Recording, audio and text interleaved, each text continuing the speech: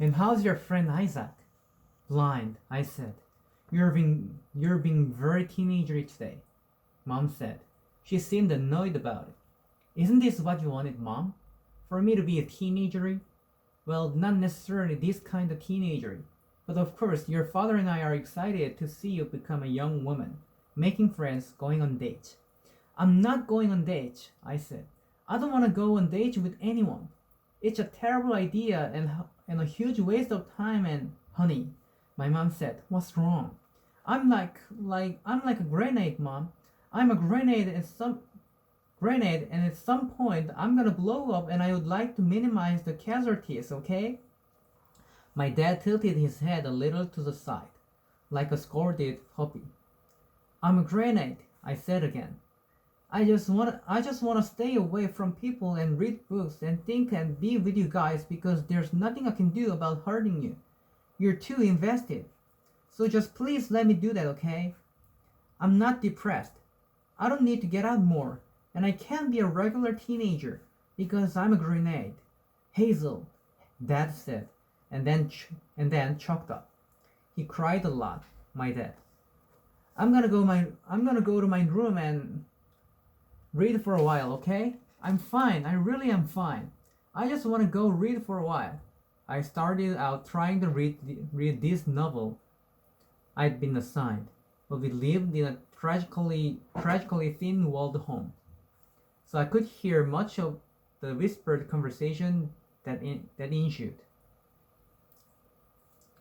My dad saying, "It kills me," and my mom saying, "That's exactly what she doesn't need to hear." And my dad saying, "I'm sorry, but," and my mom saying, "Are you not grateful?" And him saying, "God, of course I'm grateful." I kept trying to get into this story, but I couldn't stop hearing them. So I turned on my computer to listen to some music, and with Augustus's favorite band, the Hectic Glow, as my soundtrack, I went back to Caroline Mathers's tribute pages, reading about how heroic her fight was, and how much she was missed, and how she was in a better place, and how she would live forever in their memories, and how everyone who knew her, everyone, was laid low by her living. Maybe I was supposed to hate Caroline Mathers or something because she'd been with Augustus, but I didn't. I couldn't see her very clearly amid all the tributes, but there didn't seem to be much to hate.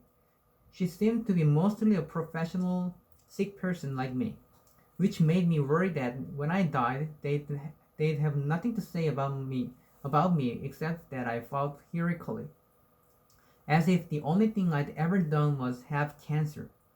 Anyway, eventually I started reading Caroline Mathers's Little Notes, which were mostly actually written by her parents, because I guess her brain cancer was of the variety that makes you not you before it makes you not alive. So it was all like Caroline continues to have behavioral problems. She's struggling a lot with anger and frustration over not being able to speak.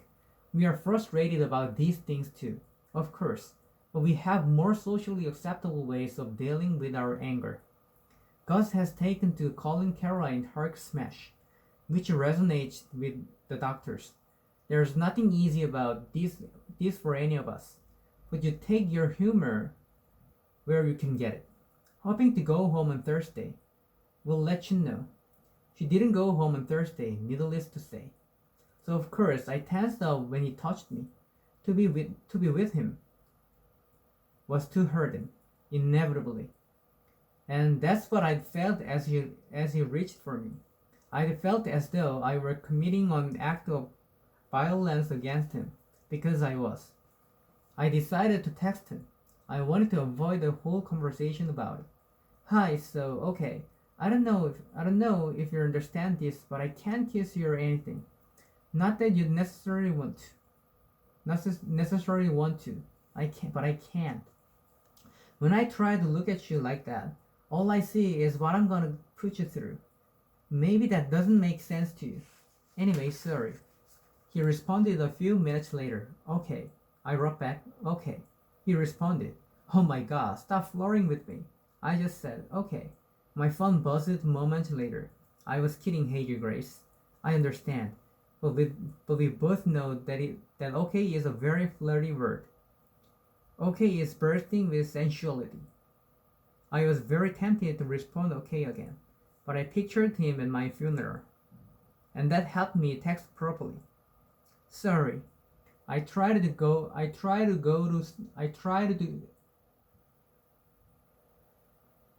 I tried to go to sleep with my headphones still on, but then after a while, my mom and dad came in, and my mom grabbed Bluey from the shelf and hugged him to her stomach, and my dad sat down in my desk chair, and without crying he said, "You're not a grenade, not to us. Thinking about you dying makes us sad, Hazel, but you're not a grenade. You're amazing.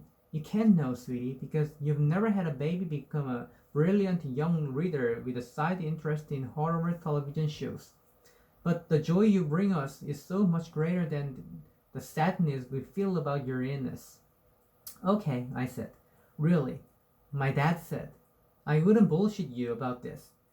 If you were more trouble than you're worth, we'd just toss you out on the streets. We're not sentimental people," Mom added, deadpan. "We'd leave you at an orphanage with a note pinned to your pajamas." I laughed. You don't have to go to support group," Mom added. "You don't have to do anything except go to school." She handed me the bear. "I think Bluey can sleep on the shelf tonight," I said. "Let me remind you that I am more than 33 half years old." "Keep him tonight," she said. "Mom," I said. "He's lonely," she said. "Okay." "Oh my God, Mom," I said. But I took stupid Bluey and kind of cuddled with him as I fell asleep. I still had one arm draped over Bluey, in fact. When I awoke just after four in the morning with an apocalyptic pain fingering out from the unreachable center of my head.